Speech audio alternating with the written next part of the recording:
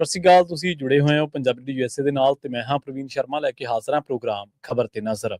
ਖਬਰ ਤੇ ਨਜ਼ਰ ਪ੍ਰੋਗਰਾਮ ਦੇ ਵਿੱਚ ਕੀ ਅਹਿਮ ਤੇ ਕਈ ਖਾਸ ਖਬਰਾਂ ਨੂੰ ਲੈ ਕੇ ਚਰਚਾ ਕਰਨ ਦੇ ਲਈ ਜੁੜ ਚੁੱਕੇ ਨੇ ਪੰਜਾਬ ਤੋਂ ਸੀਨੀਅਰ ਪੱਤਰਕਾਰ, ਉੱਘੇ ਲੇਖਕ ਅਤੇ ਸਰਗਰਮ ਸਮਾਜਿਕ ਕਾਰਕੁਨ ਦੀਪਕ ਸ਼ਰਮਾ ਚਨਾਰਥਲ ਜੀ।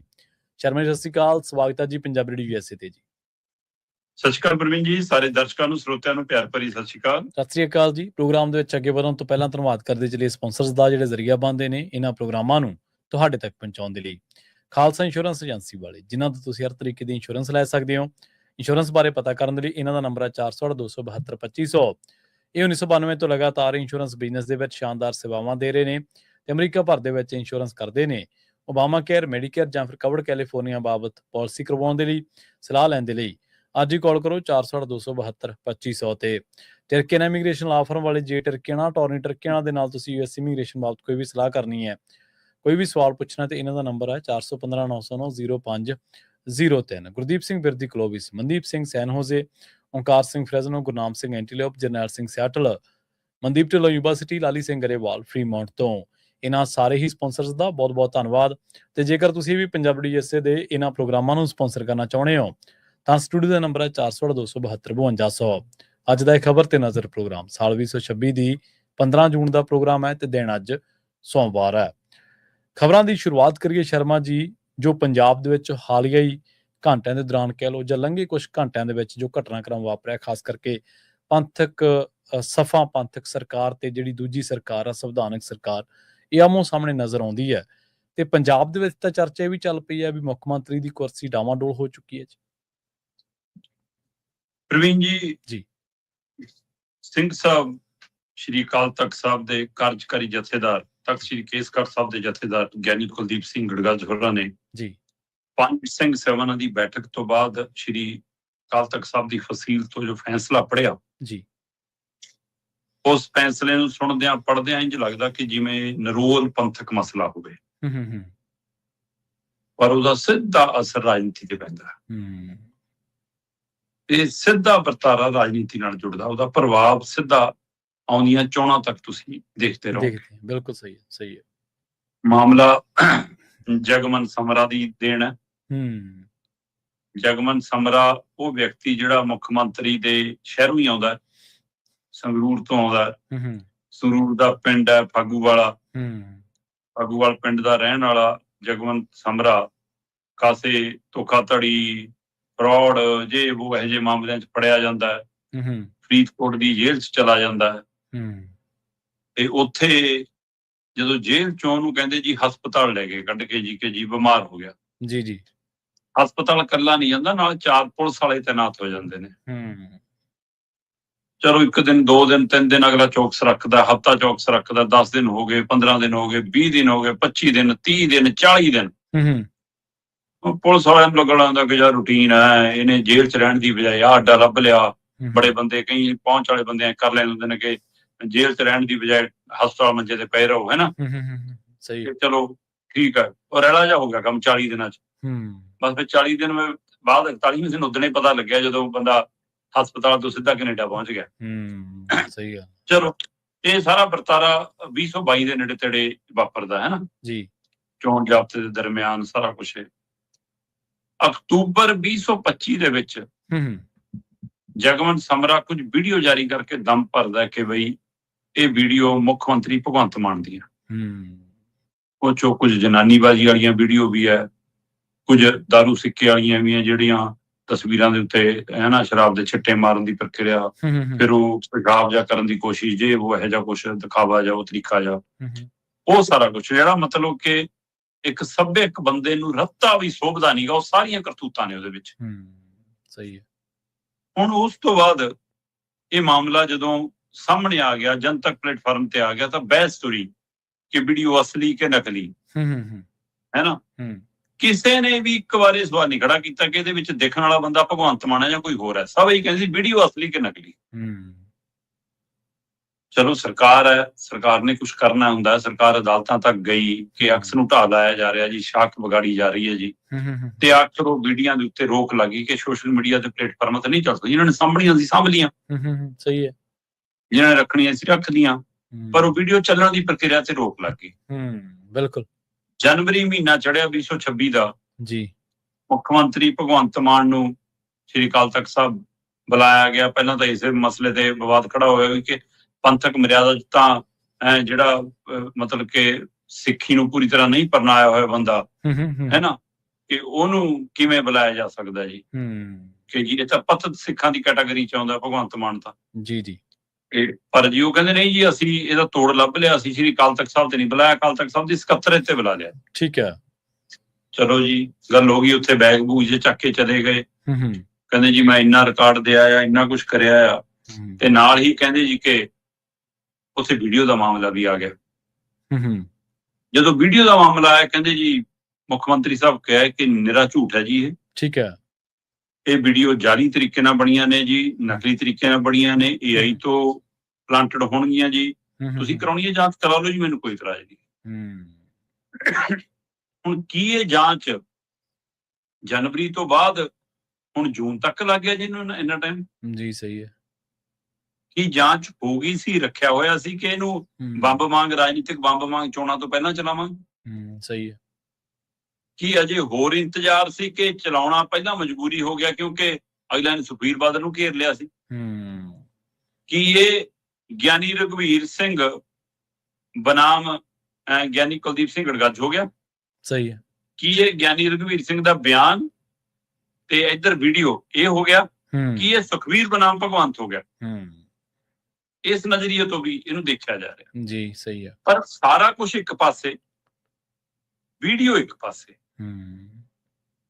ਹੁਣ ਉਸ ਵੀਡੀਓ ਦੇ ਆਧਾਰ ਦੇ ਉੱਤੇ ਜਥੇਦਾਰ ਗਿਆਨੀ ਕੁਲਦੀਪ ਸਿੰਘ ਗੜਗੱਜ ਇਸ ਮੌਕੇ ਕੌਮ ਦੇ ਸਿਰਮੌਰ ਅਹੁਦੇ ਤੇ ਨੇ। ਜੀ ਜੀ ਸਹੀ ਹੈ। ਉਹ ਕਿਵੇਂ ਪ੍ਰਵਾਨ ਚੜੇ, ਕਿਵੇਂ ਨਹੀਂ ਚੜੇ, ਇਹ ਪਹਿਲੂ ਇੱਕ ਵੱਖਰਾ ਤੁਰਿਆ ਆਇਆ। ਪਰ ਉਹਨਾਂ ਨੇ ਜਦੋਂ ਅਕਾਲ ਤਖਤ ਸਾਹਿਬ ਦੀ ਫਸੀਲ ਤੋਂ ਪੜ੍ਹਦਿਆਂ ਇਹ ਕਿਹਾ ਕਿ ਵੀ ਆਹ ਵੀਡੀਓ ਬਰਾਮਦ ਹੋਈਆਂ, ਅਸੀਂ 2 ਭਾਰਤ ਦੀਆਂ ਵੱਡੀਆਂ ਲੈਬ ਤੋਂ ਜਾਂਚ ਕਰਾ ਲਈ ਜੀ। ਉਹ ਲੈਬ ਜਿਹੜੀਆਂ ਸਰਕਾਰ ਤੋਂ ਲੈ ਕੇ ਅਦਾਲਤੀ ਪ੍ਰਕਿਰਿਆ ਤੱਕ ਮਾਨਤਾ ਪ੍ਰਾਪਤ ਨੇ, ਉਹਨਾਂ ਦੋਵਾਂ ਨੇ ਕਹਿਤਾ ਵੀ ਇਹ ਟੈਂਪਰਡ ਵੀ ਨਹੀਂ ਹੈਗੀਆਂ, ਇਹ 'ਚ ਛੇੜਖਾਨੀ ਵੀ ਨਹੀਂ ਹੋਈ, ਇਹ ਅਸਲੀ ਨੇ, AI ਤੋਂ ਵੀ ਜਨਰੇਟ ਨਹੀਂ, ਇਹ ਵੀਡੀਓ ਸਹੀ ਨੇ। ਸਹੀ ਹੈ। ਤੇ ਜੀ ਹੁਣ ਵਿਚਾਰ ਕਰ ਲਓ ਜੀ ਆਪਾਂ ਕੀ ਕਰਨਾ ਸੰਗਤ। ਤੇ ਨੁਮਾਇੰਦੇ ਸੀਗੇ, ਉਹਨਾਂ 'ਚ ਰਾਏ ਹੋ ਗਈ ਜਦੋਂ ਪੰਜ ਸਿੰਘ ਸਭਾ ਦੀ ਬੈਠਕ ਹੋ ਗਈ। ਪੰਜ ਸਿੰਘ ਸਭਾ ਦੀ ਬੈਠਕ ਤੋਂ ਬਾਅਦ ਉਹੀ ਜਥੇਦਾਰ ਗਿਆਨੀ ਕੁਲਦੀਪ ਸਿੰਘ ਗੜਗੱਜ ਨੇ ਸ੍ਰੀ ਅਕਾਲ ਤਖਤ ਸਾਹਿਬ ਦੀ ਫਸੀਲ ਤੋਂ ਪੜ੍ਹਿਆ ਕਿ ਮੁੱਖ ਮੰਤਰੀ ਭਗਵੰਤ ਮਾਨ ਗੁਰੂ ਦੋਖੀ, ਠੀਕ ਹੈ, ਖਾਲਸਾ ਪੰਥ ਵਿਰੋਧੀ ਕਰਾਰ ਦਿੰਦੇ ਆ ਅਸੀਂ। ਠੀਕ ਹੈ। ਗੁਰੂ ਖਾਲਸਾ ਪੰਥ ਇਸ ਨੂੰ ਕਦੀ ਵੀ ਮੂੰਹ ਨਾ ਲਾਵੇ। ਸਮੂਹ ਨਾਨਕ ਨਾਮ ਲੈਵਾ ਸੰਗਤ ਵੀ। ਜਦੋਂ ਇਹ ਪੜਿਆ ਤਾਂ ਇਹ ਅਕਾਲ ਤਖਤ ਸਾਹਿਬ ਦੀ ਫਸੀਲ ਤੋਂ ਪੜਿਆ ਫੈਸਲਾ, ਜਿਸ ਤੋਂ ਸਿੱਖ ਮੁਨਕਰ ਨਹੀਂ ਹੋ ਸਕਦਾ ਜੀ। ਹੁਣ ਇਹ ਫੈਸਲਾ ਪੜ੍ਹਦਿਆਂ ਗਿਆਨੀ ਕੁਲਦੀਪ ਸਿੰਘ ਗੜਗੱਜ ਹੋਰਾਂ ਦੀ ਜ਼ਿੰਮੇਵਾਰੀ ਤੈਅ ਹੋ ਗਈ। ਹੁਣ ਇਹ ਤੋਂ ਪਿੱਛੇ ਹਟਣਾ ਸਭ ਨੂੰ ਚੇਤੇ ਹੋਣਾ ਜੀ ਕਿ ਜਿਹੜੇ ਜਥੇਦਾਰਾਂ ਨੇ ਪਹਿਲਾਂ ਫੈਸਲਾ ਸੁਣਾਇਆ ਕਿ ਜੀ ਮਾਫੀ ਪ੍ਰਵਾਨ ਡੇਰਾ ਸਿਰਸਾ ਮੁਖੀ ਦੀ, ਬਾਅਦ ਚੋਂ ਵਾਪਸ ਲੈਣੀ ਪਈ, ਤੇ ਉਹ ਜਥੇਦਾਰਾਂ ਦਾ ਸਮਾਜਿਕ ਤੌਰ ਤੇ ਕਿਹੋ ਜਿਹਾ ਜੀਵਨ ਰਿਹਾ ਫਿਰ। ਇਸ ਲਈ ਗਿਆਨੀ ਕੁਲਦੀਪ ਸਿੰਘ ਗੜਗੱਜ ਪੰਜਾਬ ਦੇ ਲੋਕਤੰਤਰਕ ਤਰੀਕੇ ਨਾਲ ਚੁਣੇ ਗਏ ਮੁੱਖ ਮੰਤਰੀ ਨੂੰ ਇਸ ਕਟਹਿਰੇ 'ਚ ਖੜਾ ਕਰ ਰਹੇ ਨੇ, ਇਸ ਲਈ ਉਹਨਾਂ ਦੀ ਜ਼ਿੰਮੇਵਾਰੀ ਬੜੀ ਹੋ ਗਈ। ਪਰ ਜਿਹਦੇ ਤੇ ਇਹ ਸਵਾਲੀਆ ਚਿੰਨ੍ਹ ਲੱਗਿਆ ਜੀ ਕਿ ਵੀ ਉਹ ਸ਼ਰਾਬ ਦੇ ਛਿੱਟੇ ਮਾਰਦਾ ਸੀ, ਆਹ ਕਰਦਾ ਸੀ, ਉਹ ਵੀਡੀਓ ਹੈ ਜੀ, ਇਹ ਹੈ, ਉਹਦੇ ਜਥੇਦਾਰ ਸਾਹਿਬਾਨ ਨਾਲੋਂ ਬੜੀ ਜ਼ਿੰਮੇਵਾਰੀ ਉਹਦੀ ਹੈ ਕਿ ਉਹ ਸਾਹਮਣੇ ਆ ਕੇ ਹੁਣ ਕਹੇ, ਜਿਹੜਾ ਆਪਣੇ ਆਪ ਨੂੰ ਪੰਥਕ ਵੀ ਕਹਾਉਂਦਾ, ਆਪਣੇ ਆਪ ਨੂੰ ਧਾਰਮਿਕ ਕਹਾਉਂਦਾ ਹੈ, ਪੰਜਾਬ ਦਾ ਪੁੱਤ ਵੀ ਕਹਾਉਂਦਾ ਹੈ, ਸੱਚਾ ਗੁਰੂ ਦਾ ਸੇਵਕ ਵੀ ਕਹਾਉਂਦਾ ਹੈ, ਸਾਰਾ ਕੁਝ ਉਹੀ ਹੈ ਜਿਹੜਾ ਕਹਿੰਦਾ ਸਾਰਾ ਕੁਝ ਪਤਾ ਹੀ ਮੈਨੂੰ ਹੈ। ਸਹੀ ਹੈ। ਹੁਣ ਉਹਦੀ ਜ਼ਿੰਮੇਵਾਰੀ ਉਹਦੇ ਨਾਲੋਂ ਵੱਡੀ ਹੋ ਗਈ ਕਿ ਸਾਹਮਣੇ ਆ ਕੇ ਦੱਸ। ਸਾਹਮਣੇ ਆਇਆ ਕੌਣ? ਮਤਲਬ ਮੁੱਖ ਮੰਤਰੀ ਜਿਹੜਾ ਕਰ ਰਿਹਾ ਉਹ ਤਾਂ ਪਤਿਤ ਹੈ ਹੀ। ਸਹੀ ਹੈ। ਗਾਹਾਂ ਜਿਹੜਾ ਜਵਾਬ ਦੇਣ ਆ ਰਿਹਾ ਉਹਦੇ ਨਾਲੋਂ ਵੀ, ਉਹਦੇ ਪਰ ਵੀ ਇਹੀ ਸਵਾਲ ਖੜਾ ਕਿ ਭਰਾਵਾ ਤੂੰ ਤਾਂ ਹਫ਼ਤਾ ਪਹਿਲਾਂ ਹੀ ਪੱਗ ਬੰਨਣੀ ਸ਼ੁਰੂ ਕੀਤੀ ਹੈ ਜੇ। ਠੀਕ ਹੈ, ਤੁਸੀਂ ਇਹਦਾ ਮਤਲਬ ਪੰਥਕ ਤੌਰ ਤੇ ਤਾਂ ਨੁਮਾਇੰਦਗੀ ਨਹੀਂ ਕਰ ਸਕਦੇ ਇਸ ਗੱਲ ਦੀ ਜੀ। ਤੁਸੀਂ ਪਾਰਟੀ ਦੇ ਬੁਲਾਰੇ ਦੇ ਨਾਤੇ, ਮੁੱਖ ਮੰਤਰੀ ਦੇ ਚਿਹਤੇ ਦੇ ਨਾਤੇ ਜਵਾਬ ਦੇ ਰਹੇ ਹੋ। ਦੇਤਾ। ਬਲਤੇਜ ਪੰਨੂ ਜੀ ਆ ਗਏ ਸਾਹਮਣੇ। ਠੀਕ ਹੈ। ਕਹਿੰਦੇ ਜੀ ਕਿ ਅਸੀਂ ਦੁੱਧ ਦਾ ਦੁੱਧ, ਪਾਣੀ ਦਾ ਪਾਣੀ ਕਰ ਦਾਂਗੇ। ਜੇ ਕਹਿੰਦੇ ਨੇ ਕਿ ਜੀ ਇਹ ਵੀਡੀਓ ਅਸਲੀ ਆ, ਅਸੀਂ ਵੀ ਮੰਨ ਲੈਂਦੇ ਹਾਂ ਜੀ ਵੀਡੀਓ ਅਸਲੀ ਆ, ਠੀਕ ਹੈ, ਮੰਨ ਲਈਏ ਕਿ ਵੀਡੀਓ ਅਸਲੀ ਆ, ਪਰ ਕਹਿੰਦੇ ਇਹਦੇ ਨਾਲ ਇਹ ਥੋੜਾ ਸਾਬਤ ਹੁੰਦਾ ਕਿ ਵੀਡੀਓ 'ਚ ਬੰਦਾ ਕਿਹੜਾ ਹੈ। ਤੇ ਫਿਰ ਵੀਡੀਓ ਅਸਲੀ ਨਿਕਲੀ ਤਾਂ ਕੀ? ਜਾਂਚ 'ਚ ਤਾਂ ਇਹੀ ਸਾਬਤ ਹੋਇਆ ਨਾ ਕਿ ਵੀਡੀਓ ਸਹੀ ਹੈ। ਹੂੰ,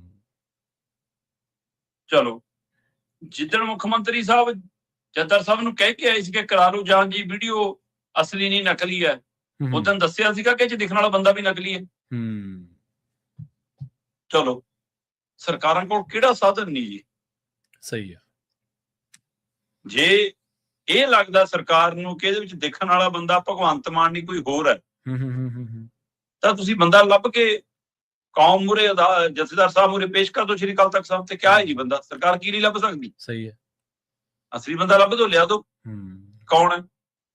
ਦੂਜੀ ਤਰ੍ਹਾਂ, ਜੇ ਕਾਨੂੰਨੀ ਪ੍ਰਕਿਰਿਆ ਤਹਿਤ ਜਾਂਚ ਕਰਾਉਣੀ ਆ, ਜੇ ਝਾੜੂ ਦੀ ਬੇਅਦਬੀ ਦਾ ਕੇਸ ਹੋ ਸਕਦਾ ਹੈ, ਤਾਂ ਫਿਰ ਇਹ ਬੇਅਦਬੀ ਨਹੀਂ। ਬੇਸ਼ੱਕ ਜਥੇਦਾਰ ਸਾਹਿਬ ਨੇ ਕਿਹਾ ਕਿ ਮੂਰਤੀ ਪੂਜਾ ਸਿੱਖ ਸਿਧਾਂਤ ਦੇ ਵਿੱਚ ਨਹੀਂ ਹੈਗੀ, ਹਾਂਜੀ ਹਾਂਜੀ, ਪਰ ਜਿਸ ਤਰ੍ਹਾਂ ਇਹ ਤਸਵੀਰਾਂ ਗੁਰੂ ਸਾਹਿਬਾਨ ਦੀਆਂ ਸਥਾਨ ਲੈ ਗਈਆਂ ਨੇ, ਹੁਣ ਭਾਵਨਾਤਮਕ ਤੌਰ ਤੇ ਲੋਕ ਇਹਦੇ ਰਾਹੀਂ ਜੜਾਵ ਦੇਖਦੇ ਨੇ, ਇਸ ਲਈ ਤੁਸੀਂ ਇਸ ਨੂੰ ਐਂ ਅਣਗੌਲਿਆ ਨਹੀਂ ਕਰ ਸਕਦੇ ਕਿ ਇਹ ਹਰਕਤ ਨੂੰ ਤੁਸੀਂ ਅਣਗੌਲਿਆ ਕਰ ਦਿੱਤਾ ਜਾਵੇ। ਇਸ ਲਈ ਫਿਰ ਸਰਕਾਰ, ਫਿਰ ਜੇ ਸਰਕਾਰ ਤਾਂ ਮਾਨਤਾ ਦਿੰਦੀ ਹੈ ਨਾ ਆਪਣੇ ਨਵੇਂ ਕਾਨੂੰਨ ਨੂੰ, ਸਹੀ ਹੈ, ਬਿਲਕੁਲ ਬਿਲਕੁਲ, ਬੇਅਦਬੀ ਵਾਲੇ ਨੂੰ, ਫਿਰ ਉਹਦੇ ਤਹਿਤ ਕਾਰਵਾਈ ਕਰ ਲਓ, ਸਿੱਟ ਬਣਾ ਦਿਓ, ਲੱਭ ਲਓ ਬੰਦਾ ਕੌਣ ਹੈ, ਕਿਹਦੀ ਵੀਡੀਓ ਜਾਂਚ ਕਰਾ ਦਿਓ ਜੀ। ਸੋ ਇਸ ਲਈ ਇੱਥੇ ਸਰਕਾਰ ਦੇ ਲਈ ਵੱਡੀ ਚੁਣੌਤੀ ਖੜੀ ਹੋ ਗਈ ਹੈ। ਬਿਲਕੁਲ। ਹੁਣ ਸੁਪਰੀਮੋ ਜੀ ਆਕੇ ਜ਼ਿੰਮੇਵਾਰੀ ਕਬੂਲਣਗੇ ਕਿ ਹਮ ਅਗਵਾਈ ਕਰਤੇ हैं, हम गारंटी लेते हैं, ਜੇ ਭਗਵੰਤ ਮਾਨ ਨਹੀਂ ਹੈ। ਸਹੀ ਹੈ। ਭਗਵੰਤ ਮਾਨ ਖੁਦ ਕੀ ਜਵਾਬ ਦੇਣਗੇ? ਸਭ ਦੀਆਂ ਨਜ਼ਰਾਂ ਇਸ ਗੱਲ ਤੇ ਨੇ। ਮਤਲਬ ਜੇ ਤਾਂ ਬਸ਼ਰਮੀ ਦੀ ਹੱਦ ਤੱਕ ਜਾਣਾ ਹੋਵੇ, ਫਿਰ ਤਾਂ ਕੋਈ ਚੱਕਰ ਨਹੀਂ, ਚੱਲੀ ਜਾਣਾ ਕੰਮ ਹੈ ਜੀ। ਸਹੀ ਹੈ। ਫਿਰ ਤਾਂ ਕਿਹਨੇ ਕੀ? ਤੇ ਜੇ ਇਖਲਾਕ ਹੋਵੇ, ਅਗਲਾ ਕਹੇ ਜੀ ਸਾਰਾ ਕੁਝ ਬਾਅਦ ਚੋਂ, ਪਹਿਲਾਂ ਅਸਤੀਫਾ ਚੱਕੋ, ਮੈਂ ਸਾਬਤ ਕਰੂੰਗਾ ਕਿ ਮੈਂ ਹੈ ਨਹੀਂ ਹੈ, ਜਾਂ ਕਬੂਲ ਕਰੇ। ਸਹੀ ਹੈ। ਦੋਏ ਗੱਲਾਂ ਨੇ। ਹੁਣ ਇਸ ਸਥਿਤੀ ਦੇ ਵਿੱਚ ਇਹਦੇ ਨਾਲੋਂ ਵੀ ਅਗਲਾ ਪੜਾਅ ਜਿਹੜਾ ਮੈਨੂੰ ਲੱਗਦਾ ਉਹ ਆਮ ਲੋਕਾਂ ਲਈ, ਸੰਗਤ ਲਈ, ਸਿੱਖ ਪਰਿਵਾਰਾਂ ਲਈ ਨਵੀਂ ਚੁਣੌਤੀ ਖੜੀ ਹੋ ਗਈ ਹੈ ਜੀ। ਅੱਜ ਤੱਕ ਜਿੰਨੀਆਂ ਘਟਨਾਕ੍ਰਮ ਵਾਪਰੀਆਂ ਬੇਅਦਬੀ ਨਾਲ ਸੰਬੰਧਿਤ, ਖਾਸ ਕਰਕੇ 2015 ਵਾਲੀਆਂ ਬਹਿਬਲਖਾਨਾ ਬਰਗਾੜੀਆਂ ਵਾਲੀਆਂ, ਉਸ ਮਾਮਲੇ 'ਚ ਕਦੇ ਵੀ ਡੇਰਾ ਸਿਰਸਾ ਮੁਖੀ ਨੂੰ ਤਲਬ ਨਹੀਂ ਕੀਤਾ। ਠੀਕ ਹੈ ਜੀ। ਕਦੇ ਪੁਲਿਸ ਨੇ, ਪੰਜਾਬ ਸਰਕਾਰ ਨੇ, ਸਮੇਂ ਦੀਆਂ ਸਰਕਾਰਾਂ ਬਦਲੀਆਂ, ਕਦੇ ਕਿਹਾ ਹੋਵੇ ਅਸੀਂ ਫੰਡ ਲੈਣਾ ਜੀ ਉਹਦਾ, ਸਾਨੂੰ ਪੁੱਛ ਗਿੱਛ ਲਈ ਦੇ ਦਿਓ ਜੀ। ਕਾਗਜ਼ੀ ਪੱਤਰੀ ਕਿੰਨਾ ਕੁਝ ਬੋਲਦਾ ਜੀ ਉਹਦੇ ਖਿਲਾਫ। ਸਹੀ ਹੈ। ਟਕਰਾਅ ਕੀ ਹੋਇਆ ਉਹਦੇ ਸ਼ਰਧਾਲੂਆਂ ਤੇ ਪੰਜਾਬ ਦੀ ਸਿੱਖ ਸੰਗਤ 'ਚ। ਹੁਣ ਕਿਤੇ ਭਮੱਕੜਾਂ ਤੇ ਸਿੱਖ ਸ਼ਰਧਾਲੂਆਂ 'ਚ ਜਾਂ ਸਿੱਖ ਪਰਿਵਾਰਾਂ 'ਚ ਟਕਰਾਅ ਤਾਂ ਨਹੀਂ ਹੋਊਗਾ? ਭਮੱਕੜ ਸ਼ਬਦ ਮੇਰਾ ਨਹੀਂਗਾ, ਮੈਂ ਇਹ ਜਿਹਾ ਸ਼ਬਦ ਕਦੇ ਨਹੀਂ ਵਰਤਦਾ। ਮੁੱਖ ਮੰਤਰੀ ਭਗਵੰਤ ਮਾਨ ਦਾ ਸ਼ਬਦ ਹੈ। ਸਹੀ ਗੱਲ। ਮਹਾਲੀ ਵਾਲੇ ਰੋਡ ਸ਼ੋਅ 'ਚ ਆਪ ਹੀ ਕਹਿੰਦੇ ਭਮੱਕੜੋ ਚੀਕਾਂ ਮਾਰੋ। ਮਤਲਬ ਕਮਾਲ ਹੈ ਵੀ। ਸਹੀ ਹੈ। ਇਹ ਤਾਂ ਚੀਕਾਂ ਜਮਾਨਤਾਂ ਜ਼ਬਤ ਕਰਨ ਵਾਲੀਆਂ ਨੇ, ਇਹ ਮੁੱਖ ਮੰਤਰੀ ਦੇ ਸ਼ਬਦ ਨੇ। ਤਾਂ ਹੁਣ ਕੀ ਇਹ ਟਕਰਾਅ ਉੱਤੇ ਜਥੇਦਾਰ ਸਾਹਿਬਾਨ ਨੇ ਇਹ ਫੈਸਲਾ ਸੁਣਾਉਂਦਿਆਂ ਕਿ ਗੁਰੂ ਦੋਖੀ ਹੈ, ਇਹ ਪੰਥ ਵਿਰੋਧੀ ਹੈ ਨਾ, ਨਾਨਕ ਨਾਵਲੇਵਾ ਸੰਗਤ, ਗੁਰੂ ਖਾਲਸਾ ਪੰਥ, ਇਸ ਨੂੰ ਕਦੇ ਮੂੰਹ ਨਾ ਲਾਵੇ, ਇਹ ਕਹਿ ਕੇ ਤੁਸੀਂ ਇੱਕ ਪਾਸੇ ਖੜ ਗਏ। ਹੁਣ ਧਰਾਤਲ ਤੇ ਲੜੂਗਾ ਕੌਣ? ਜੀ ਬਿਲਕੁਲ। ਦੱਸੋ ਜੀ, ਟਕਰਾਅ ਕਿਹਦਾ ਹੋਊਗਾ? ਹੁਣ ਪੜਾ ਤਾਂ ਨਹੀਂ ਹੋ ਜਾਊਗਾ ਕਿਤੇ, ਅਗਲਾ ਕਹੇ ਜੀ ਤੂੰ ਕਿਵੇਂ ਚਲਾ ਗਿਆ ਸਿੱਖੋ ਕੇ ਵੀ ਆਮ ਆਦਮੀ ਪਾਰਟੀ ਦੀ ਮੀਟਿੰਗ 'ਚ, ਰੈਲੀ 'ਚ। ਸਹੀ ਹੈ। ਅੱਛਾ, ਜਾਂ ਜਿਹੜਾ ਜਾਊਗਾ ਉਹਨਾਂ ਨੂੰ ਸਿੱਖ ਘੇਰਨ ਲੱਗ ਜਾਣਗੇ। ਮਤਲਬ ਲੋਕਾਂ ਦੇ ਸਿਰ ਤੇ ਪਾਤਾ ਸਾਰਾ ਵਜਨ। ਸਹੀ ਹੈ। ਫਿਰ ਤੁਹਾਡੀ ਸੂਝ-ਬੂਝ ਕੀ ਹੈ? ਫੈਸਲਾ ਕੀ ਹੈ? ਜੇ ਇੱਥੇ ਤੱਕ ਆ ਹੀ ਗਏ, ਬਿਲਕੁਲ ਸ਼੍ਰੀ ਅਕਾਲ ਤਖਤ ਸਾਹਿਬ ਤੇ ਸ਼੍ਰੀ ਦਰਬਾਰ ਸਾਹਿਬ, ਦਰਬਾਰ ਸਾਹਿਬ ਸਾਡੀ ਧਾਰਮਿਕ ਨੁਮਾਇੰਦਗੀ ਹੈ, ਧਾਰਮਿਕ ਅਗਵਾਈ ਹੈ, ਉੱਥੇ ਹਰੇਕ ਜਾ ਕੇ ਆਪਣੀ ਅਰਦਾਸ ਕਰ ਸਕਦਾ। ਪਰ ਸ਼੍ਰੀ ਅਕਾਲ ਤਖਤ ਸਾਹਿਬ ਨਿਰੋਲ ਸਿੱਖੀ ਮਸਲਿਆਂ ਦੀ ਅਗਵਾਈ ਕਰਦਾ। ਸਹੀ ਹੈ। ਉਹ ਮੀਰੀ ਪੀਰੀ ਦੇ ਸਿਧਾਂਤ ਅਨੁਸਾਰ ਧਾਰਮਿਕ ਤੇ ਰਾਜਨੀਤਿਕ, ਪਰ ਉਹ ਸਿੱਖ ਮਸਲੇ। ਜੇ ਤੁਸੀਂ ਦੂਈ ਰਾਜਨੀਤੀ 'ਚ ਹੁਣ ਪੈਰ ਧਰਾ ਕਰ ਰਹੇ ਹੋ, ਫਿਰ ਤਾਂ ਸੁਖਬੀਰ ਬਾਦਲ ਮੂਹਰੇ ਵੀ ਸਵਾਲ ਖੜਾ ਹੈ। 2 ਦਸੰਬਰ ਵਾਲੇ ਉਹਨੇ ਰਾਜਨੀਤਿਕ ਫੈਸਲੇ ਤਾਂ ਮੰਨੇ ਨਹੀਂ, ਤੁਹਾਡੇ ਹੁਕਮ ਸੁਣਾਏ ਹੋਏ। ਇਸੇ ਅਕਾਲ ਤਖਤ ਸਾਹਿਬ ਦੀ ਫਸੀਲ ਤੋਂ ਸੀ। ਸਹੀ ਗੱਲ ਹੈ। ਤੇ ਫਿਰ ਜੇ ਰਾਜਨੀਤਿਕ ਤੌਰ ਤੇ ਆ ਹੀ ਗਏ, ਜੇ ਆਪਾਂ ਪੰਥ ਦੋਖੀ, ਗੁਰੂ ਦੋਖੀ, ਪੰਥ ਵਿਰੋਧੀ ਤੇ ਕਰਾਰ ਦੇਣ ਤੇ ਆ ਹੀ ਗਏ, ਫਿਰ ਅਸਤੀਫਾ ਵੀ ਮੰਗ ਲੈਂਦੇ ਕਿ ਅਸਤੀਫਾ ਦੇ ਕੇ ਆਵੇ। ਸਹੀ ਹੈ। ਸੋ ਇਸ ਲਈ ਜਿਹੜਾ ਸੰਗਤ ਦੇ ਪਾਸੇ ਨੂੰ ਤੋਰਤੀ ਗੱਲ, ਮੈਨੂੰ ਲੱਗਦਾ ਕਿ ਟਕਰਾਅ ਵਾਲੀ ਸਥਿਤੀ ਨਾਲ ਬਣ ਜਾਵੇ, ਇਹਦਾ ਫਿਕਰ ਖੜਾ ਹੈ, ਖਾਸ ਕਰਕੇ ਉਸ ਸਮੇਂ ਜਦੋਂ ਚੋਣਾਂ ਨੇ ਮੂਹਰੇ ਸਿਰ ਤੇ, ਤਾਂ ਫਿਰ ਇਹ ਜ਼ਿਆਦਾ ਵੱਡਾ ਖੇਲਾ ਹੁੰਦਾ। ਤੇ ਇਧਰੋਂ ਜਿਹੋ ਜਿਹਾ ਵਰਤਾਰਾ ਸਰਕਾਰ ਵਾਲੇ ਪਾਸੇ ਮੁੱਖ ਮੰਤਰੀ ਭਗਵੰਤ ਮਾਨ ਪਾਸੇ ਬੇਸ਼ਰਮਪਣਾ ਇਸ ਹੱਦ ਤੱਕ ਹੈ ਕਿ ਕੁਛ ਕਹਿ ਲਓ, ਕਿੰਨੀ ਵਾਰ ਡੈਕੇ ਡੋਲੇ ਦੀਆਂ, ਕਿੰਨੀ ਵਾਰ ਡਿਗਣ ਪਿੜਨ ਦੀਆਂ, ਕਿੰਨੀ ਵਾਰ ਖਾਣ ਪੀਣ ਦੀਆਂ, ਕਿੰਨੀ ਵਾਰ ਕਸਮਾਂ ਦੀਆਂ, ਮਾਂ ਦੀਆਂ ਕਸਮਾਂ, ਉਹ ਸਾਰਾ ਕੁਝ ਸਭ ਦੇ ਸਾਹਮਣੇ ਹੈ। ਸਹੀ ਹੈ, ਬਿਲਕੁਲ। ਪਰ ਉਸ ਚ ਲੋਕਾਂ ਨੂੰ ਇਹ ਦਿਖਦੀ ਹੈ ਕਿ ਹਾਂ ਜੀ ਹੋ ਸਕਦਾ, ਫਿਰ ਜਾ ਕੇ ਬੰਦਾ ਸਾਬਤ ਕਰਨ। ਸੋ ਇਸ ਲਈ ਇਹ ਵੱਡੀ ਚੁਣੌਤੀ ਸਰਕਾਰ ਲਈ, ਪਾਰਟੀ ਲਈ, ਪਾਰਟੀ ਸਮਰਥਕਾਂ ਲਈ ਖੜੀ ਹੋ ਗਈ ਹੈ। ਤੇ ਹੁਣ ਦੇਖਣ ਵਾਲੀ ਗੱਲ ਹੈ ਕਿ ਇਹਨੂੰ ਸ਼੍ਰੋਮਣੀ ਕਮੇਟੀ ਬਨਾਮ ਸਰਕਾਰ ਹੁੰਦਾ ਹੈ, ਸ਼੍ਰੋਮਣੀ ਅਕਾਲੀ ਦਲ ਬਨਾਮ ਭਗਵੰਤ ਮਾਨ ਦੀ ਟੀਮ ਹੁੰਦਾ ਹੈ ਨਾ, ਜਾਂ ਜਥੇਦਾਰ ਸਾਹਿਬਾਨ ਨੇ ਢਾਲ ਬਣ ਕੇ ਇਹਨਾਂ ਧਿਰਾਂ ਦੀ ਅਗਵਾਈ ਕਰਦੇ ਰਹਿਣਗੇ, ਇਹ ਵੀ ਦੇਖਣ ਵਾਲੀ ਗੱਲ। ਨਾਲੇ ਜਦੋਂ ਜਿਹੜੀ ਤੁਸੀਂ ਟਕਰਾਅ ਦਾ ਜ਼ਿਕਰ ਕੀਤਾ ਨਾ ਸ਼ਰਮਾ ਜੀ, ਦੇਖੋ ਜਦੋਂ ਦੋ ਵੱਡੀਆਂ ਤਾਕਤਾਂ, ਇੱਕ ਪਾਸੇ ਪੰਥਕ ਤਾਕਤ ਹੈ, ਇੱਕ ਪਾਸੇ ਸਰਕਾਰ ਤਾਕਤ ਹੈ, ਉਹ ਆਪਦੀ ਸਿਆਸੀ ਭੱਲ ਬਣਾਉਣ ਦੇ ਲਈ ਚੀਜ਼ਾਂ ਦੇ ਮੂਹਰੇ ਆਮੋ ਸਾਹਮਣੇ ਹੋਣ ਨਾ, ਤਾਂ ਫਿਰ ਟਕਰਾਅ ਦੇ ਜਿਹੜੇ ਅਸਾਰ ਨੇ ਹੋਰ ਵੀ ਬਣ ਜਾਂਦੇ, ਕਿਉਂਕਿ ਉੱਥੇ ਇਕੱਲਾ ਮਸਲਾ ਫਿਰ ਇਹ ਨਹੀਂ ਰਹਿ ਜਾਂਦਾ ਕਿ ਅਸੀਂ ਜਿੱਤੇ ਹਾਂ ਜਾਂ ਉਹਦੀ ਧਿਰ ਗੱਲ ਹਾਵੀ ਹੈ। ਉੱਥੇ ਮਸਲਾ ਫਿਰ ਕਈ ਵਾਰੀ ਅੜੀ ਦਾ ਹੋ ਜਾਂਦਾ ਤੇ ਕਈ ਵਾਰੀ ਸਿਆਸੀ ਭੱਲ ਬਣਾਉਣ ਦਾ ਹੋ ਜਾਂਦਾ। ਉਧਰ ਦੂਜੇ ਪਾਸੇ ਇਹਦੇ ਨਾਲ ਹੀ ਸਾਹਿਬ ਨਾਲ ਜਿਹਨੇ ਮੱਥਾ ਲਾਇਆ ਉਹਦਾ ਹਸ਼ਰ ਵੀ ਯਾਦ ਰੱਖਣਾ ਚਾਹੀਦਾ ਬੰਦੇ ਨੂੰ। ਜੀ ਬਿਲਕੁਲ। ਤੇ ਅਗਲੀ ਖਬਰ ਵੀ ਵਿਅਕਤੀ ਵਿਸ਼ੇਸ਼ ਉੱਥੇ ਕਿਹੋ ਜਿਹੇ ਨੇ, ਇਹ ਸਮੇਂ-ਸਮੇਂ ਚਰਚਾ ਚੱਲੀ ਹੈ, ਕਿਉਂਕਿ ਇਹਨਾਂ ਦੇ ਝੋਲੀ ਚੁੱਕ ਬਣ ਜਾਂਦੇ ਨੇ, ਕੀ ਕਰਦੇ ਨੇ, ਹੈਨਾ। ਪਰ ਜਿਹੜਾ ਉਸ ਦਰ ਤੇ ਨਿਮ ਕੇ ਗਿਆ, ਉਹਦੀ ਝੋਲੀ ਖੁਸ਼ੀਆਂ ਨਾਲ ਭਰੀ ਹੈ, ਤੇ ਜਿਹਨੇ ਉੱਥੇ ਆਡਾ ਲਿਆ ਹੈਨਾ, ਉਹਦਾ ਅਗਲਾ ਪਿਛਲਾ ਕੀ ਬਣਿਆ ਇਹ ਵੀ ਸਭ ਨੂੰ ਪਤਾ।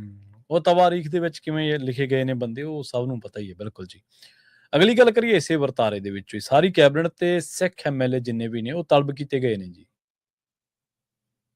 ਪ੍ਰਵੀਨ ਜੀ, ਕੱਲ ਪੰਜ ਸਿੰਘ ਸਾਹਿਬਾਨਾਂ ਦੀ ਬੈਠਕ ਤੋਂ ਪਹਿਲਾਂ ਸਿੱਖ ਵਿਦਵਾਨਾਂ ਨਾਲ ਰਾਏ ਮਸ਼ਵਰੇ ਵਾਲੀ ਬੈਠਕ ਰੱਖੀ ਹੋਈ ਸੀ। ਠੀਕ ਹੈ ਜੀ।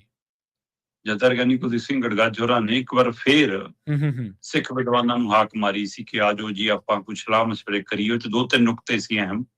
ਇੱਕ ਨੁਕਤਾ ਸੀਗਾ ਜਿਹੜਾ ਬੇਅਦਬੀ ਰੋਕੂ ਐਕਟ ਬਣਾਇਆ ਇਹਨਾਂ ਨੇ, ਜਾਗਤ ਜੋਤ ਸ੍ਰੀ ਗੁਰੂ ਗ੍ਰੰਥ ਸਾਹਿਬ ਸਤਿਕਾਰ ਸੋਧ ਐਕਟ 2026, ਉਹਨੂੰ ਲੈ ਕੇ ਵੀ ਆਪਾਂ ਦੁਬਾਰਾ ਮੰਥਨ ਕਰੀਏ ਵੀ ਕਿ ਸਰਕਾਰ ਤਾਂ ਕੋਈ ਸੁਣ ਨਹੀਂ ਰਹੀ, ਹੱਥ ਪੱਲਾ ਫੜਾ ਨਹੀਂ ਰਹੀ, ਉਲਟਾ ਭਗਵੰਤ ਮਾਨ ਦਾ ਚੈਲੰਜ ਕਰਦੇ ਸੀ 15 ਦਿਨ ਛੱਡੋ, 25 ਦਿਨ ਲੈ ਲਓ, ਜੋ ਕਰਨਾ ਕਰ ਲਓ, ਆਪਾਂ ਤਾਂ ਫੈਸਲਾ ਕਰ ਲਿਆ, ਹੁਣ ਨਹੀਂ ਪਿੱਛੇ ਹਟਦੇ, ਹੈਨਾ। ਤੇ ਦੂਸਰਾ ਵੀ ਕਿ ਬਲਵੰਤ ਸਿੰਘ ਰਾਜੋਂ ਵਾਲਾ ਮਾਮਲਾ, ਬੰਦੀ ਸਿੰਘਾਂ ਦੀ ਰਿਹਾਈ ਦਾ ਮਾਮਲਾ, ਫਿਰ ਤੀਸਰਾ ਇਹ ਵੀਡੀਓ ਵਾਲੇ ਮਾਮਲੇ ਤੋਂ ਸ਼ੁਰੂਆਤ ਕਰਤੀ। ਇਹ ਤਿੰਨ ਨੁਕਤਿਆਂ ਤੇ ਚਰਚਾ ਹੋਣੀ ਸੀ। ਜੀ। ਉਹਨਾਂ ਚ ਇੱਕ ਨੁਕਤਾ ਤਾਂ ਸਾਹਮਣੇ ਆ ਗਿਆ, ਖਾਸ ਕਰਕੇ ਜਿਹੜਾ ਐਕਟ ਬਣਾਇਆ ਉਹਨੂੰ ਲੈ ਕੇ ਕੱਲ ਫਿਰ ਖਾਸੀਆਂ ਚਰਚਾਵਾਂ ਹੋਈਆਂ। ਹੁਣ ਉਸ ਚਰਚਾ 'ਚ ਦੋ ਤਰ੍ਹਾਂ ਦੀ ਵਿਚਾਰ ਚਰਚਾ ਪੰਥਕ ਘਰਾਂ 'ਚ ਖੜੀ ਆ। ਇੱਕ ਤਾਂ ਐਸਜੀਪੀਸੀ ਅਕਾਲੀ ਦਲ ਵਾਲੀ ਧਿਰ ਜਿਹੜੀ ਕਹਿੰਦੀ ਆ ਵੀ ਸੋਧ ਕਰਾ ਲਓ, ਦੂਜੀ ਧਿਰ ਜਿਹੜੀ ਇਹ ਕਹਿੰਦੀ ਆ ਵੀ ਸੋਧ ਕਿਉਂ ਕਰਾਉਣੀ ਹੈ ਕਿ ਜਦੋਂ ਤੁਸੀਂ ਹੈ ਹੀ ਇਸ ਤਰੀਕੇ ਕਾਰਨ ਨਾਲ ਕਿ ਜਿਹੜਾ 2008 'ਚ ਬਣਿਆ ਉਹ ਵੀ ਸਰਕਾਰ ਦੀ ਦਖਲ ਸੀ, ਜਿਹੜਾ 2026 'ਚ ਬਣਿਆ ਉਹ ਵੀ ਸਰਕਾਰੀ ਦਖਲ ਹੈ, ਕਿ ਫਿਰ ਇਸ ਲਈ 2008 ਤੋਂ ਲੈ ਕੇ 2026 ਤੱਕ ਸਾਰਾ ਸਾਫ਼ ਕਰੋ, ਸਾਰੇ ਨੂੰ ਖਾਰਜ ਕਰੋ, ਇਸ ਨੂੰ ਰੱਖਣ ਦਾ ਮਤਲਬ ਹੀ ਨਹੀਂ ਬਣਦਾ। ਇਹ ਜਿਹੜਾ ਫੈਸਲਾ ਉਹ ਫਿਰ ਬਾਦਲ ਧਿਰ ਨੂੰ ਚੁਣੌਤੀ ਬਣਦਾ ਕਿ ਵੀ ਤੁਹਾਡੇ ਵਾਲਾ ਵੀ ਜਾਂਦਾ ਕੰਮ। ਇਸ ਲਈ ਇਹ ਦੁਵਿਧਾ ਦੇ ਵਿੱਚ ਕੱਲ ਬੈਠਕ ਹੁੰਦੀ ਹੈ। ਹੁਣ ਉਸ ਬੈਠਕ ਦੇ ਦਰਮਿਆਨ ਇਹ ਪੈਮਾਨਾ ਕਿਵੇਂ ਤੈਅ ਹੁੰਦਾ ਕਿ ਵੀ ਕਿਹੜਾ ਪੰਥ ਦਾ ਨੁਮਾਇੰਦਾ ਤੇ ਕਿਹੜਾ ਨਹੀਂ ਹੈਗਾ। ਸਹੀ ਹੈ। ਕਿਹੜੀ ਸੰਸਥਾ ਪੰਥ ਦੀ ਨੁਮਾਇੰਦਗੀ ਕਰਦੀ ਹੈ, ਕਿਹੜੀ ਨਹੀਂ ਕਰਦੀ, ਕਦੋਂ ਕਿਹਨੂੰ ਸੱਦ ਲੈਣਾ, ਕਿੱਥੇ ਬਸ ਪੰਜਾਬ ਵੀ ਬਿਠਾ ਲਓ, ਪੁਨਰ ਸਰਜੀਤ ਵੀ ਬਿਠਾ ਲਓ, ਕਿੱਥੇ ਸੁਖਬੀਰ ਬਾਦਲ ਵਾਲੇ ਨੂੰ ਬਿਠਾਓ ਹੀ ਨਾ, ਕਿਸੇ ਨੂੰ ਬੁਲਾਓ ਹੀ ਨਾ, ਹੈਨਾ। ਐਸਜੀਪੀਸੀ ਦਾ ਪ੍ਰਧਾਨ ਵੀ ਕਦੋਂ ਆਊਗਾ ਕਦੋਂ ਨਹੀਂ ਆਊਗਾ, ਇਹ ਸਾਰਾ ਕੁਝ ਕਰ ਨਹੀਂ ਸੀ। ਲਗਭਗ ਜਿਹੜੀਆਂ ਸਰਮੋਰ ਸੰਸਥਾਵਾਂ ਨੇ ਉਹਨਾਂ ਦੇ ਕੋਈ ਨੁਮਾਇੰਦੇ ਹੋ ਸਕਦਾ ਆਏ ਹੋਣ, ਪਰ ਮੋਢੀ ਆਏ ਨਹੀਂ ਉਵੇਂ। ਸਹੀ ਹੈ। ਪਰ ਇਹਨੂੰ ਸਰਬੱਤ ਖਾਲਸਾ ਕਹਿਣਾ ਕਿ ਪੰਥ ਦੀ ਅਗਵਾਈ ਕਰਨ ਵਾਲੀਆਂ ਧਿਰਾਂ ਕਹਿਣਾ, ਕੀ ਕਹਿਣਾ ਜੀ, ਇਹ ਤਾਂ ਹੁਣ ਸਿੱਖ ਸੰਸਥਾਵਾਂ ਸਿੱਖ ਵਿਦਵਾਨ ਜਾਣਨ ਜੀ। ਤੇ ਸਰਕਾਰ ਦਾ ਮੈਨੂੰ ਸਮਝ ਨਹੀਂ ਆਉਂਦਾ ਇਹੋ ਜਿਹਾ ਕਿਹੜਾ ਆਈਡੀਅਲ ਰਵੱਈਆ ਵੀ ਜੇ ਤੁਸੀਂ ਬਣਾ ਹੀ ਕੌਮ ਲਈ ਰਹੇ ਹੋ ਤਾਂ ਕੌਮ ਦੀਆਂ ਨੁਮਾਇੰਦੀਆਂ ਸਾਰੀਆਂ ਸੰਸਥਾਵਾਂ ਦੇ ਨੁਮਾਇੰਦਿਆਂ ਨੂੰ ਬੁਲਾ ਕੇ ਰਾਏ ਲੈ ਲਓ। ਸਹੀ ਹੈ। ਸਾਂਝੀ ਰਾਏ ਚ ਬਣਾ ਲਓ। ਸ਼੍ਰੋਮਣੀ ਕਮੇਟੀ ਜੇ ਕਹਿੰਦੀ ਆ ਵੀ ਅਸੀਂ ਵੀ ਨੁਮਾਇੰਦੇ ਦੇ ਦਿੰਦੇ ਆ, ਰਿਟਾਇਰਡ ਜੱਜਾਂ ਚੋਂ ਵੀ ਲੈ ਲਓ, ਉਹਨਾਂ ਦੇ ਮੈਂਬਰ ਵੀ ਪਾ ਲਓ। ਬਿਲਕੁਲ। ਟਕਰਾਅ ਕਿਉਂ? ਕਦੇ ਤੁਸੀਂ ਕਹਿੰਦੇ ਹੋ ਕਿ ਅਸੀਂ ਚੈਨਲ ਬਣਾ ਕੇ ਦੇਵਾਂਗੇ ਐਸਜੀਪੀਸੀ ਨੂੰ, ਐਸਜੀਪੀਸੀ ਦੇਖੇ, ਸੰਗਤ ਫੈਸਲਾ ਕਰੇ ਕਿ ਹਾਂ ਇਹ ਗਲਤ ਕਰ ਰਹੀ ਹੈ, ਧੱਕਾ ਕਰ ਰਹੀ ਹੈ, ਤੁਸੀਂ ਕੌਣ ਹੋ ਕਹਿਣ ਵਾਲੇ, ਗੋਲਕ ਰੱਖਣੀ ਨਹੀਂ ਰੱਖਣੀ। ਆਪਣੇ ਲਈ ਫੰਡ ਲੈਣਾ ਅਸੀਂ ਪਾਰਟੀ ਲਈ, ਆਪਣੇ ਲਈ ਅਸੀਂ ਕਾਰੋਬਾਰੀ ਵਪਾਰੀ ਦਿੱਲੀ ਨੂੰ ਚੜਾ ਦੇਣੇ ਆ ਪੌੜੀਆਂ ਪੰਜਾਬ ਨੂੰ ਦਾਤੇ ਲਾ ਕੇ। ਸਹੀ ਹੈ, ਬਿਲਕੁਲ ਹੈ ਨਾ। ਤੇ ਦੂਏ ਨੂੰ ਅਸੀਂ ਨਸੀਹਤਾਂ ਦਿੰਦੇ ਫਿਰਦੇ ਹਾਂ, ਸਲਾਹਾਂ ਦਿੰਦੇ ਫਿਰਦੇ ਹੈ। ਕਦੇ ਤੁਸੀਂ ਕਹਿੰਦੇ ਲੱਭ ਗਏ ਜੀ 69 ਸਰੂਪ, ਲਓ ਜੀ ਹੋ ਗਿਆ ਕੰਮ। ਸਹੀ ਹੈ। ਤੇ ਫਿਰ ਆਪ ਲੁਕ ਵੀ ਜਾਂਦੇ ਹੋ, ਦੂਆਂ ਨੂੰ ਕਹਿੰਦੇ ਹੋ ਜੀ ਮੰਜੇ ਥੱਲੇ ਨਾ ਵੜ ਜਾਵੇ, ਉਹ ਨਾ ਵੜ ਜਾਵੇ, ਤੁਸੀਂ ਸਾਹਮਣੇ ਨਹੀਂ ਆਏ, ਫਿਰ ਤੁਹਾਨੂੰ ਹੋਰ ਆਪਣੇ ਲੀਡਰ ਭੇਜਣੇ ਪੈ ਗਏ।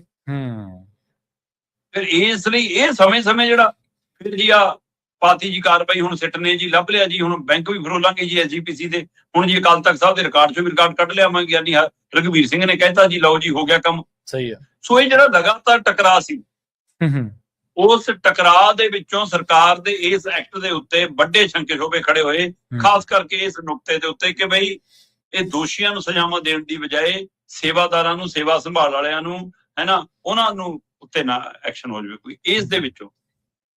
ਸੋ ਉਹਦੇ ਵਿੱਚੋਂ ਫਿਰ ਕੱਲ ਫਿਲਹਾਲ ਇਹ ਫੈਸਲਾ ਹੋਇਆ ਜੀ ਕਿ ਬੁਲਾ ਲਓ ਜਿੰਨੇ ਸਿੱਖ ਮੰਤਰੀ ਨੇ, ਸਿੱਖ MLA ਨੇ ਤੇ ਸਾਰੀ ਕੈਬਨਿਟ ਜੀ, ਕਿ ਕੈਬਨਿਟ ਸਾਰੀ ਨੇ ਮਨਜ਼ੂਰ ਕੀਤਾ। ਉਸ ਤੋਂ ਬਾਅਦ ਵਿਧਾਨ ਸਭਾ ਦੇ ਵਿੱਚ ਪਾਸ ਹੋਇਆ। ਇਸ ਲਈ ਹੁਣ 29 ਜੂਨ ਨੂੰ ਤਲਬ ਕੀਤਾ ਗਿਆ ਜੀ ਮੁੱਖ ਮੰਤਰੀ ਭਗਵੰਤ ਮਾਨ ਦੀ ਸਾਰੀ ਕੈਬਨਿਟ ਤੇ ਸਾਰੇ ਸਿੱਖ MLA। ਹੁਣ ਇਹ ਕੀ ਬੇਅਦਬੀ ਰੋਕੂ ਐਕਟ ਦੇ ਹਵਾਲੇ ਨਾਲ ਬੁਲਾਏ ਗਏ ਸਿੱਖ ਰਾਜਨੀਤਿਕ ਚਿਹਰੇ ਮੋਹਰਿਆਂ ਨੂੰ ਇਹ ਹਦਾਇਤ ਹੋਊਗੀ ਕਿ ਵੀ ਉਸ ਵੀਡੀਓ ਦੇ ਮਾਮਲੇ ਦੇ ਵਿੱਚ ਦੱਸੋ ਤੁਹਾਡਾ ਕੀ ਫੈਸਲਾ, ਸੁਣਾ ਕੇ ਜਾਓ ਵੀ ਤੁਸੀਂ ਕਿੱਧਰ ਖੜਨਾ।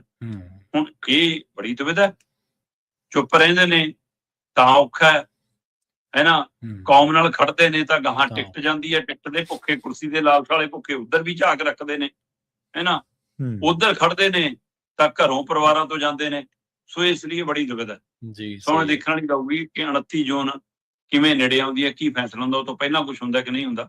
ਪਰ ਇਹ ਵੱਡੇ ਪਹਿਲੂ ਨੇ ਜਿਹੜੇ ਚੋਣਾਂ ਦੇ ਵਿੱਚ ਤੁਹਾਨੂੰ ਰੰਗ ਦਿਖਾਉਂਦੇ ਨਜ਼ਰ ਆਉਣਗੇ। ਜੀ ਬਿਲਕੁਲ। ਅਗਲੀ ਗੱਲ ਕਰੀਏ ਸਰਕਾਰ ਨੂੰ ਲੱਗਦੇ ਝਟਕਿਆਂ ਦੀ, ਕਹਿੰਦੇ ਮਜੀਠੀਆ ਨੂੰ ਵੀ ਜ਼ਮਾਨਤ ਮਿਲ ਗਈ ਜੀ। ਦੇਖੋ ਸਰਕਾਰ ਨੂੰ ਝਟਕਾ ਦਰ ਝਟਕਾ ਤਾਂ ਇੱਕ ਇਸ ਤਰੀਕੇ ਨਾਲ ਵੀ ਲੱਗਿਆ ਕਿ ਇੱਕੋ ਦਿਨ ਮੁੱਖ ਮੰਤਰੀ ਭਗਵੰਤ ਮਾਨ ਨੂੰ ਵੀ ਪੰਥ ਦੋਖੀ, ਗੁਰੂ ਦੋਖੀ, ਪੰਥ ਵਿਰੋਧੀ ਕਰਾਰ ਦੇਤਾ। ਉਸੇ ਦਿਨੇ ਇਹਨਾਂ ਸਿਆਸੀ ਸਭ ਤੋਂ ਵੱਡਾ ਦੁਸ਼ਮਣ ਜਿਹਨੂੰ ਬਣਾ ਕੇ ਪੇਸ਼ ਕੀਤਾ ਜਾ ਰਿਹਾ ਉਹਨੂੰ ਜ਼ਮਾਨਤ ਮਿਲ ਗਈ। ਇਹ ਝਟਕਾ ਹੀ ਹੈ। ਪਰ ਜੇ ਇਕੱਲੇ ਮਜੀਠੀਆ ਵਾਲੇ ਮਾਮਲੇ ਦੇਖੀਏ ਤਾਂ ਝਟਕੇ ਹੀ ਝਟਕੇ ਨੇ। ਜੋਬਨਪ੍ਰੀਤ ਸਿੰਘ ਨਾਲ ਲੜਾਈ ਹੁੰਦੀ ਆ ਵੋਟਾਂ ਨੂੰ ਲੈ ਕੇ ਜੀ, ਤੇ ਪਰਚਾ ਹੁੰਦਾ ਚੈਨੀ ਚੋਰ ਦਾ, ਤੇ ਉਹ ਪਰਚਾ ਕਰਕੇ ਵੀ ਉਹਨੂੰ ਲੁਕੋ ਕੇ ਰੱਖਦੇ ਨੇ ਕੁਆਟਰ 'ਚ। ਤੇ ਜੀ ਪਰਚਾ ਵੀ ਪਤਾ ਨਹੀਂ ਜਾਣ ਤੇ ਹੁੰਦਾ, ਬਾਅਦ ਚ ਹੁੰਦਾ, ਪਹਿਲਾਂ ਹੋਇਆ ਹੀ ਨਹੀਂ ਹੁੰਦਾ, ਐਂ ਚੱਕਿਆ ਹੁੰਦਾ ਕਿ ਇਨਕਾਊਂਟਰ ਹੋ ਜੂ, ਆਹ ਹੋ ਜੂ। ਤੇ ਜੀ ਮਜੀਠੀਆ ਨੂੰ ਲੈ ਜਾਂਦੇ ਨੇ ਕਿ ਆ ਜਾ ਵੀ ਮਜੀਠੀਆ ਆਪਾਂ ਛੁਡਾ ਕੇ ਲਿਆਈਏ। ਵੀ ਮਜੀਠੀਆ ਹੁਣ ਜਿਹਨਾਂ ਹੀ ਵਰਕਰਾਂ ਦੇ ਸਿਰ ਤੇ ਤੁਰਿਆ ਫਿਰਦਾ ਹੈ, ਜੇ ਉਹ ਸਾਰੇ ਵਰਕਰ ਇਕੱਠੇ ਹੋ ਕੇ ਕਹਿਣ ਕਿ ਚਲੋ ਪ੍ਰਧਾਨ ਜੀ ਕੀ ਕਰਨ, ਚਾਹੇ ਪੈਰ ਮਾਰਨ ਤੇ ਚਾਹੇ ਜੁੱਤੀ ਪਾਉਣ ਚਾਹੇ ਨਾ ਪਾਉਣ, ਧੱਕੇ ਨਾਲ ਤੋੜ ਕੇ ਲੈ ਜਾਂਦੇ ਨੇ ਸਮਰਥਕ, ਫਿਰ ਜਾਣਾ ਪਿਆ ਜੀ। ਬਿਲਕੁਲ। ਚਲੋ ਪ੍ਰਧਾਨ ਜੀ ਚੱਲ ਗਏ ਤੇ ਗਾਹਾਂ ਉਹੀ ਜੀ ਸਾਡੀ ਇੰਨੀ ਸਿਆਣੀ ਪੁਲਿਸ ਕਿ ਜੀ ਕਰ ਦੋ ਕਾਰਵਾਈ, ਪਰਚਾ ਦਿਖਾ ਦਿਓ ਜੀ, ਲਓ ਜੀ, ਫਿਰ ਥਾਣੇ 'ਚ ਦੁਬਾਰਾ ਬਿਠਾ ਲਓ ਜੀ। ਤੇ ਕਹਿਣ ਲੱਗੇ ਜਨਾਬ ਕਿ ਇਹਨਾਂ ਦੇ ਸਾਥੀ ਜਿਹੜੇ ਵਿਕਰਮ ਮਜੀਠੀਆ ਦੇ ਪੁਰਾਣੇ ਸਾਥੀ ਰਹੇ ਨੇ ਕਿ ਅਸੀਂ ਤਾਂ ਇਸੀ ਕਮਰੇ 'ਚ ਬਿਠਾਇਆ ਸੀ, ਦੇਖ ਲਓ ਉਹਨੂੰ ਵਿਚਾਰ ਨੂੰ ਬੈਰਕ 'ਚ ਬਿਠਾਇਆ। ਮਤਲਬ ਇਹਦਾ ਦੱਸਤਾ ਕਿ ਤੁਸੀਂ ਚਲਾ ਰਹੇ ਸੀ ਸਾਰੀ ਕਾਰਵਾਈ। ਜੀ ਜੀ ਜੀ। ਹੁਣ ਮਾਣਯੋਗ ਅਦਾਲਤ ਨੇ ਜੋਬਨਪ੍ਰੀਤ ਸਿੰਘ ਵਾਲਾ ਮਾਮਲਾ ਗੈਰ ਕਾਨੂੰਨੀ ਕਰਾਰ ਦਿੱਤਾ। ਠੀਕ ਹੈ ਜੀ। ਹੁਣ ਸਵਾਲ ਇਹ ਹੈ ਕਿ ਜਦੋਂ ਜੋਬਨਪ੍ਰੀਤ ਦੀ ਗ੍ਰਿਫਤਾਰੀ ਗੈਰ ਕਾਨੂੰਨੀ ਕਰਾਰ ਹੋ ਗਈ, ਫਿਰ ਛਡਾਉਣ ਵਾਲੇ ਤਾਂ ਕੋਈ ਕਾਨੂੰਨ ਤੋੜੇ ਹੀ ਨਹੀਂ ਦਾ ਮਤਲਬ। ਉਹਨਾਂ ਨੇ ਤਾਂ ਕਾਨੂੰਨ ਦੀ ਰੱਖਿਆ ਹੀ ਕੀਤੀ ਨਾ ਫਿਰ ਜਾ ਕੇ। ਤੇ ਫਿਰ ਇੰਨਾ ਕਹਿ ਕੇ ਸਰ ਗਿਆ ਅਦਾਲਤ ਦਾ ਕਿ ਵੀ ਇਹ ਮਾਮਲਾ ਤਾਂ ਗੈਰ ਕਾਨੂੰਨੀ ਹੈ ਜੀ, ਖਾਰਜ। ਜੋਬਨਪ੍ਰੀਤ ਰਿਹਾ, ਜਿਨ੍ਹਾਂ ਨੇ ਚੱਕਿਆ ਸੀ ਵੀ ਉਹਨੂੰ, ਜਿਹੜੇ ਲੈ ਕੇ ਆਏ ਸੀ, ਫਿਰ ਉਹਨਾਂ ਦੇ ਖਿਲਾਫ ਕੀ ਕਾਰਵਾਈ ਹੈ? ਤੇ ਗੈਰ ਕਾਨੂੰਨੀ ਕੰਮ ਜਿਨ੍ਹਾਂ ਨੇ ਕੀਤਾ, ਜੇ ਤੁਸੀਂ ਕਹਿੰਦੇ ਹੋ ਮਜੀਠੀਆ ਦੇ ਖਿਲਾਫ ਇਹ ਪਰਚਾ ਬਣਦਾ ਕਿ ਉਹਨੇ ਥਾਣੇ 'ਚ ਆ ਕੇ ਭੰਨਤੋੜ ਕੀਤੀ, ਹਥਿਆਰ ਲਹਿਰਾਏ, ਇਸ ਲਈ ਅਸੀਂ ਪਰਚਾ ਪਾਇਆ। ਫਿਰ ਜਿਹੜੇ ਜੋਬਨਪ੍ਰੀਤ ਦੇ ਘਰੇ ਜਾ ਕੇ ਹਥਿਆਰ ਲਹਿਰਾ ਕੇ ਆਏ, ਧਮਕੀਆਂ ਦੇ ਕੇ ਚੱਕ ਕੇ ਲਿਆਏ, ਉਹਨੂੰ ਲੁਕੋ ਕੇ ਰੱਖਿਆ, ਉਹਨਾਂ ਪੁਲਿਸ ਅਧਿਕਾਰੀਆਂ, DSP, SP, ਥਾਣੇਦਾਰ, ਮੁਨਸ਼ੀ ਜਿੰਨੇ ਵੀ ਗਏ ਨਾਲ, ਉਹਨਾਂ ਦੇ ਉੱਤੇ ਕਿਹੜੀ ਕਾਰਵਾਈ ਹੋਈ ਜੀ ਦੱਸੋ ਮੈਨੂੰ? ਜੀ ਬਿਲਕੁਲ। ਨਾ ਵਿਭਾਗੀ ਕਾਰਵਾਈ ਹੈ, ਨਾ ਅਦਾਲਤੀ ਕਾਰਵਾਈ ਹੈ। ਫਿਰ ਇਹ ਮਾਮਲਾ ਹਾਈ ਪ੍ਰੋਫਾਈਲ ਦਾ ਚਰਚਾ 'ਚ ਆ ਗਿਆ। ਕੱਲ ਨੂੰ ਪੁਲਿਸ ਸਾਰਿਆਂ ਨਾਲ ਹੀ ਕਰਦੀ, ਧੱਕਾ ਕਰਦੀ ਫਿਰੀ ਜਾਂਦੀ ਹੈ ਜਦੋਂ ਉਹਨਾਂ ਨੂੰ ਕੋਈ ਨਕੇਲ ਪਾਉਣੀ ਹੋ ਨਹੀਂ। ਸਹੀ ਹੈ। ਤੇ ਦੂਸਰਾ, ਜਦੋਂ ਜੋਬਨਪ੍ਰੀਤ ਵਾਲਾ ਮਾਮਲਾ ਗੈਰ ਕਾਨੂੰਨੀ ਹੋ ਗਿਆ ਤੇ ਵਿਕਰਮ ਮਜੀਠੀਆ ਵਾਲੇ ਮਾਮਲੇ ਦੀ ਹੋਂਦ ਕੀ ਰਹਿ ਗਈ ਸੀ? ਜਦ ਸਪਸ਼ਟ ਸੀ, ਪਰ ਤਾਂ ਵੀ ਇੱਕ ਪ੍ਰਕਿਰਿਆ ਜੀ, ਉਹਦੇ ਪ੍ਰਕਿਰਿਆ ਚੋਂ ਲੰਘਣਾ ਪੈਣਾ ਸੀ ਜਦੋਂ FIR ਹੋ ਗਈ ਜੀ। ਦੂਜਾ ਝਟਕਾ ਸਰਕਾਰ ਨੂੰ ਜੋਗਨਪ੍ਰੀਤ ਤੋਂ ਬਾਅਦ ਲੱਗਿਆ ਵਿਕਰਮ ਬਾਠਾਲਾ। ਠੀਕ ਹੈ।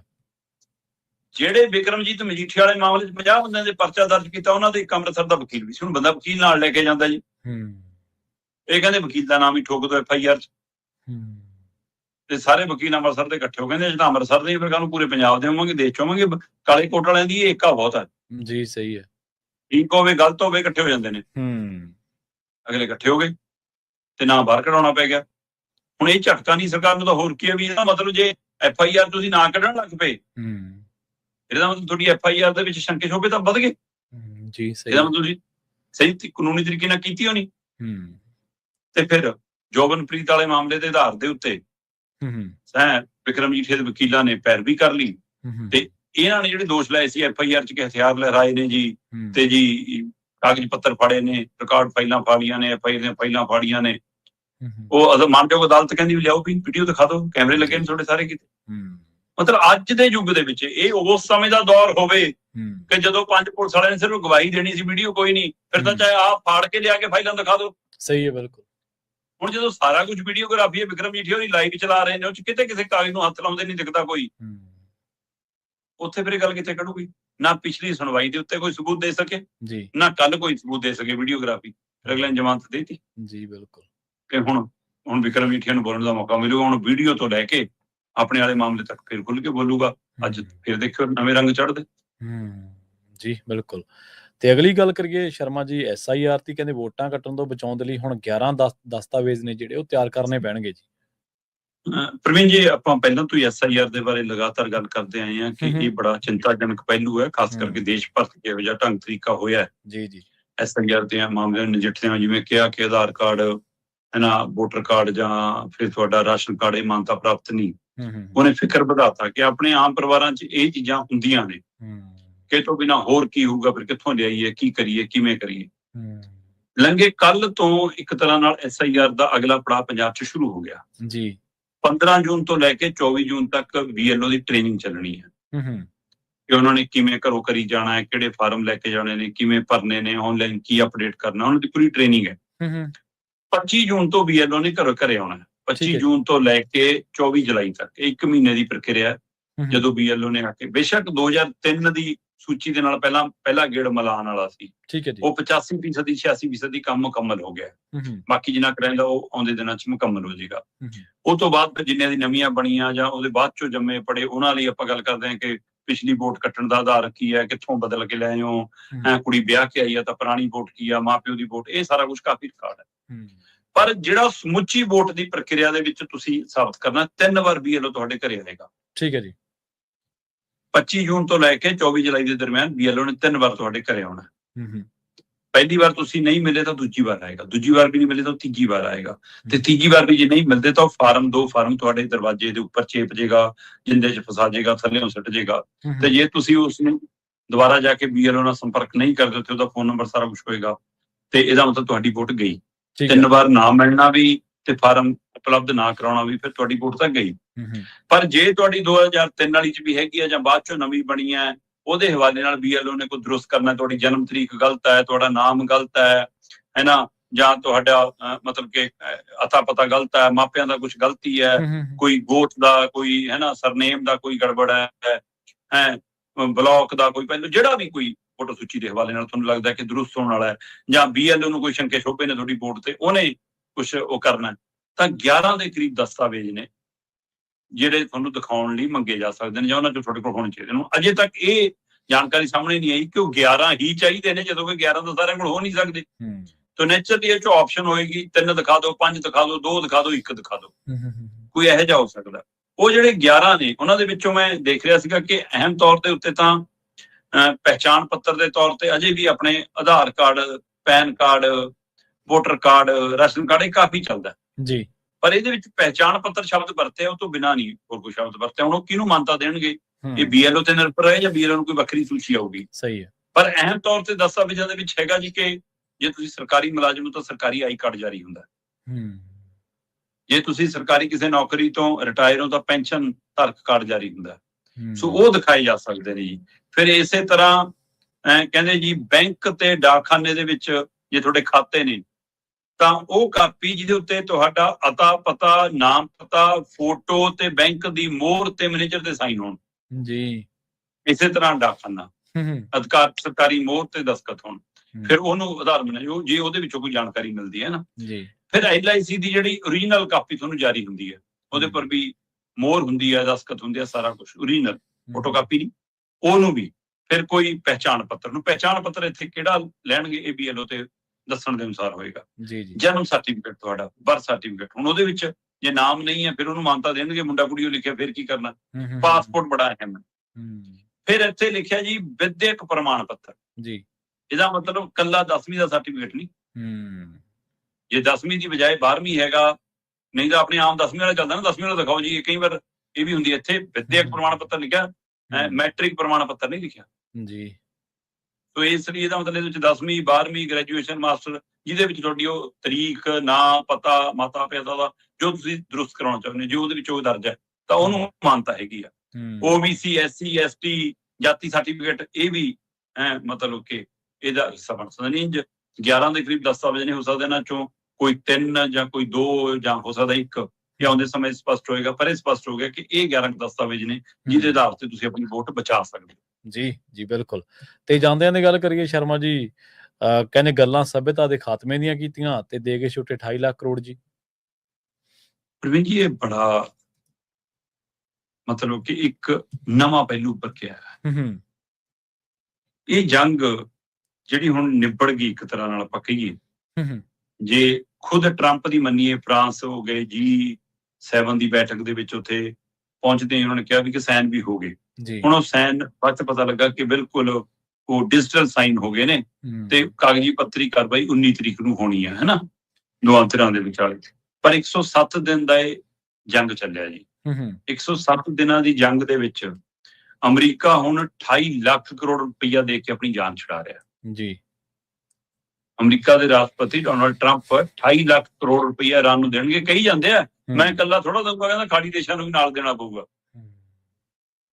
ਤੇ ਹੁਣ ਇੱਥੋਂ ਇੱਕ ਪਹਿਲੂ ਹੋਰ ਉੱਭਰ ਕੇ ਸਾਹਮਣੇ ਆਉਂਦਾ ਕਿ ਜਿੱਡੇ ਮਰਜ਼ੀ ਤੁਸੀਂ ਤਾਕਤਵਰ ਹੋਵੋ, ਜਿੰਨੇ ਮਰਜ਼ੀ ਤੁਸੀਂ ਧਨਾੜ ਹੋਵੋ, ਜਿੰਨੇ ਮਰਜ਼ੀ ਤੁਸੀਂ ਦੁਨੀਆ ਦੇ ਨੰਬਰ 1 ਹੋਵੋ, ਪਰ ਜੇ ਜਨਤਾ ਇਕਜੁੱਟ ਹੋ ਜਾਵੇ ਤਾਂ ਛੋਟਾ ਮੁਲਕ ਹੋਵੇ, ਛੋਟੇ ਮਤਲਬ ਕਿ ਛੋਟੀ ਗਿਣਤੀ 'ਚ ਲੋਕ ਹੋਣ, ਥੋੜੀ ਗਿਣਤੀ 'ਚ ਲੋਕ ਹੋਣ, ਹੈ ਨਾ, ਜੇ ਉਹਨਾਂ ਦੇ ਅੰਦਰ ਜਜ਼ਬਾ ਹੋਵੇ ਤਾਂ ਕਿਸੇ ਨੂੰ ਵੀ ਝੁਕਾ ਸਕਦੇ ਆ।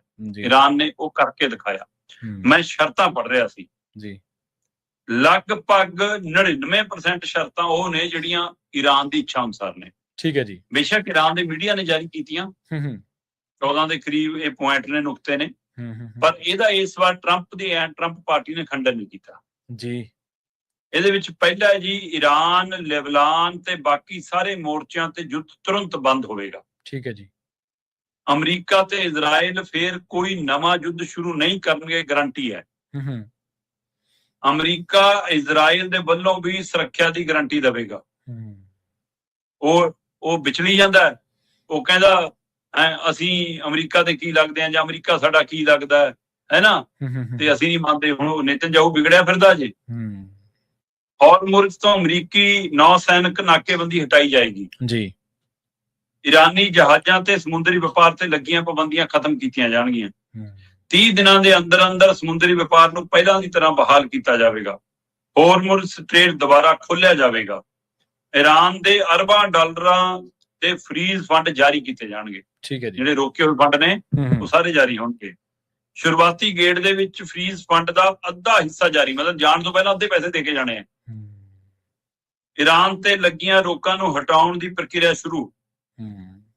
ਅਮਰੀਕੀ ਪ੍ਰਾਇਮਰੀ ਤੇ ਸੈਕੰਡਰੀ ਦੋਵੇਂ ਤਰ੍ਹਾਂ ਦੀਆਂ ਰੋਕਾਂ ਨੂੰ ਹਟਾਉਣ ਦੀ ਗੱਲਬਾਤ ਕਰੇਗਾ ਜੀ।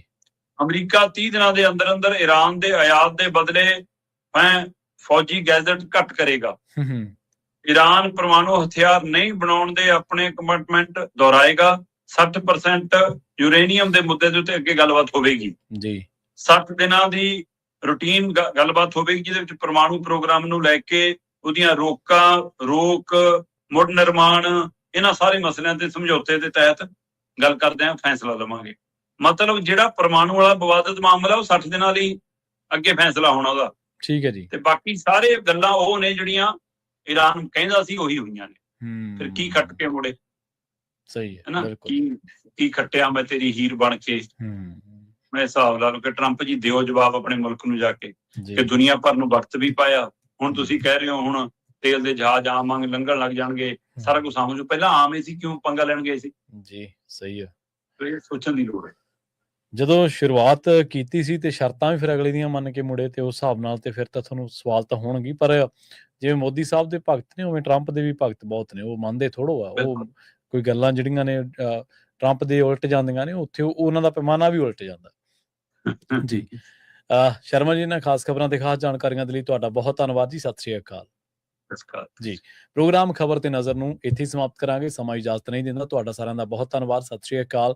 ਇਸੇ ਤਰ੍ਹਾਂ ਜੁੜੇ ਰਹੋ ਪੰਜਾਬੀ ਰੇਡੀਓ USA ਦੇ ਨਾਲ।